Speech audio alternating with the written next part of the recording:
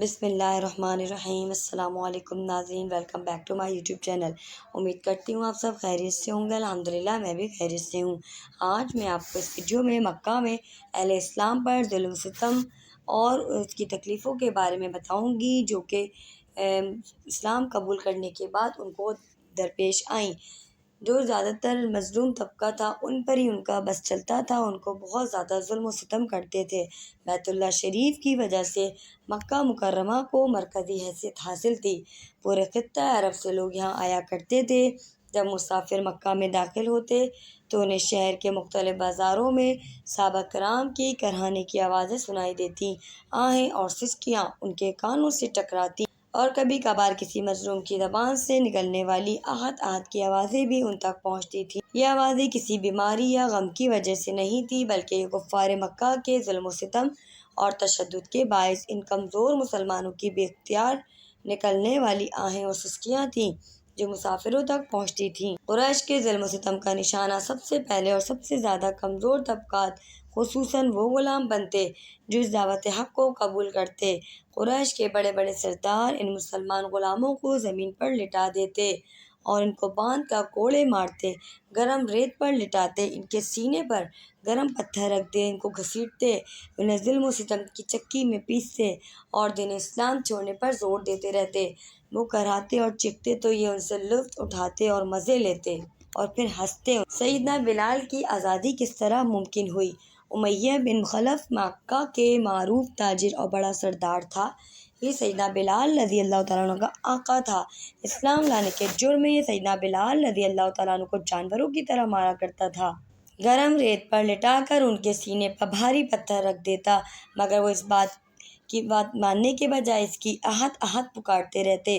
سیدنا ابوبکر صدیق ایک مرتبہ بازار سے گزر رہے تھے، سامنے دیکھا سیدنا بلال رضی اللہ تعالیٰ عنہ زمین پر لیٹے ہوئے ہیں، ان پر ظلم و ستم ہو رہا، ان کو مارا جا رہا ہے۔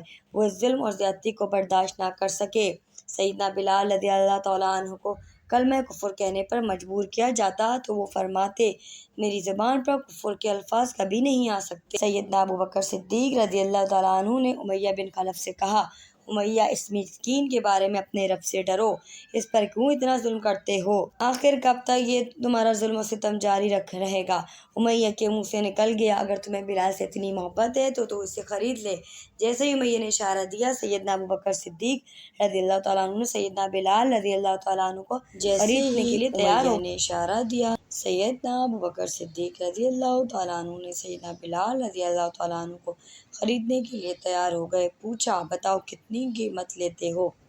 امیہ نے 5 اقیہ سونے کی قیمت طلب کی۔ سیدنا ابوبکر صدیق رضی اللہ تعالیٰ عنہ فوراً راضی ہو گئے اور انہوں نے سیدنا بلال کے عوض 5 اقیہ سودا طے کر لیا۔ کہ امیہ کہنے لگا، اے ابوبکر، تم نے تو بڑی قیمت لگا دی، میں تو اسے 1 اقیہ میں بھی فروخت کرنے کے لیے تیار تھا۔ سیدنا ابوبکر صدیق رضی اللہ تعالیٰ عنہ اس پہ فرماتے ہیں، اللہ کی قسم، اگر تم بلال رضی اللہ تعالیٰ عنہ کی 10 اقیہ بھی قیمت لگاتے تو میں انہیں خرید کر آزاد کروا لیتا۔ سیدنا ابوبکر صدیق نے تقریباً 13 تولے سونا امیہ بن خلف کو ادا کر کے سیدنا بلال کو آزاد کروا لیا۔ سیدنا عمر رضی اللہ تعالیٰ عنہ فرمایا کرتے تھے، ہمارے سردار ابوبکر رضی اللہ تعالیٰ عنہ ہمارے سردار بلال رضی اللہ تعالیٰ عنہ کو آزاد کروایا۔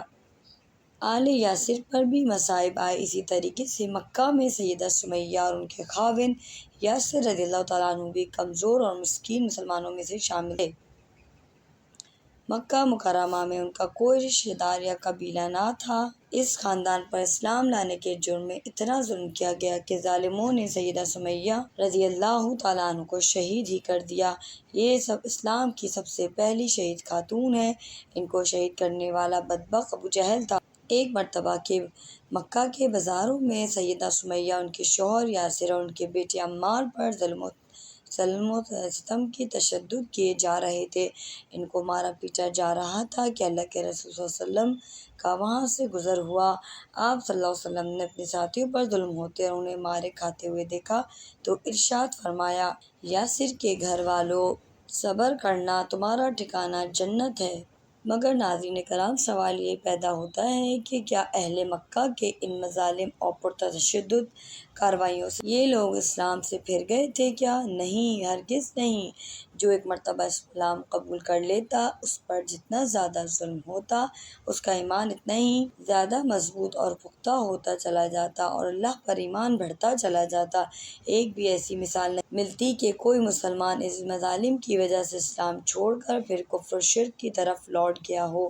یہ بات بھی ذہن میں رہے کہ یہ ظلم اور زیادتی صرف غلاموں و غریبوں پر ہی نہ تھی۔ صرف غریبی اس بات کا اثر نہیں لے رہے تھے بلکہ بڑے بڑے اور کھاتے پیتے گھرانے کے لوگوں پہ بھی مشرکین کفار جو تھے وہ ظلم اور زیادتی کا نشانہ ان کو اکثر بناتے رہتے تھے اور طعن و طنز بھی دیتے رہتے تھے۔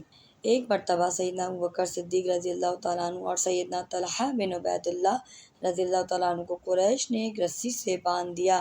انہیں نوفل بن خلید مارتا اور عذاب دیتا تھا۔ سیدنا ابوبکر صدیق رضی اللہ تعالیٰ عنہ کو ایک مرتبہ جوتوں اور ٹھڈوں سے خوب مارا گیا۔ عتبہ بن ربیعہ آپ کو مارنے والوں میں پیش تھا۔ اس مار کے نتیجے میں آپ بے ہوش ہو گئے، آپ کھڑے بھی نہیں ہو سکتے تھے، اس لیے آپ کے قبیلے والوں نے آپ کو ایک چادر میں ڈالا اور چاروں طرف سے چادر اٹھا کر انہیں گھر لے جاتے ہیں۔ ناظرین کرام، تمام لوگوں کو یقین ہو گیا تھا کہ اب ابوبکر زندہ نہیں بچیں گے، اسی لیے بنو تیم نے قبائلی تعصب کی بنا پر اعلان کر دیا کہ اگر ابوبکر کو کچھ ہوا تو ہم عتبہ کو قتل کر